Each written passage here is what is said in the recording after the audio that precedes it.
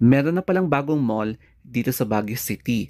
Kaya puntahan natin etong Hotel Supreme Mall and Events Center.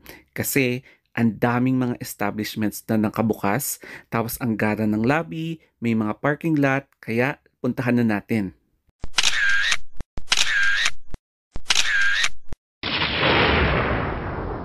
Biglang umaaraw ngayong umaga pero mamaya siguradong uulan yan.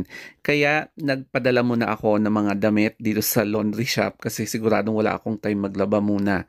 So ngayon, pupunta na natin ang Hotel Supreme. Kaya magko-commute muna tayo ngayon. So eto na nga, kitang-kita na ang Hotel Supreme, yung color white na yan. So puntahan natin yan. Along the highway lang ang bagong mall na ito dito sa Baguio City. Kaya madaling puntahan either by taxi o kaya jeep. Hindi mo aakalain na mall din palang itong hotel na 'to. Kaya pasukin na natin itong Hotel Supreme Malls and Events Center. Pagdating mo sa entrance ay makikita mo na itong Wendy's. Tapos dito rin pala yung pick up and drop off area. Tapos pupuntahan naman natin dito sa may side wherein makikita natin ang Save More. So yes, Save More po 'yan. At sa left side ng Save More ay yung parking area ng Hotel Supreme Mall. Sa harap naman ng Wendy's, dito sa may left side ay gadget store, tapos may mga establishments din.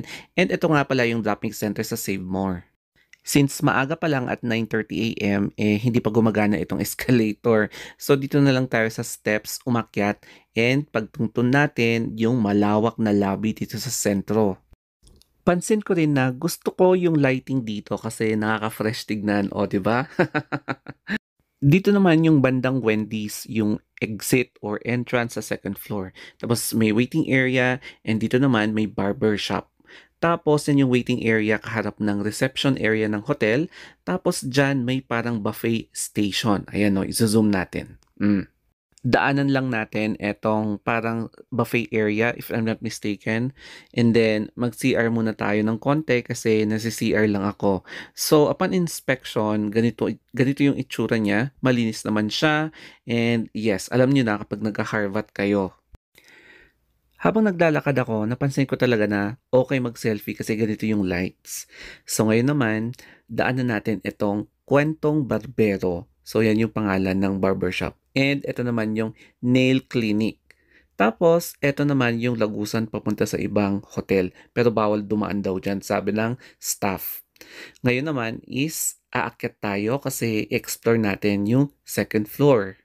Dito sa second floor ay puro wellness center kasi may mga aesthetic center, gym,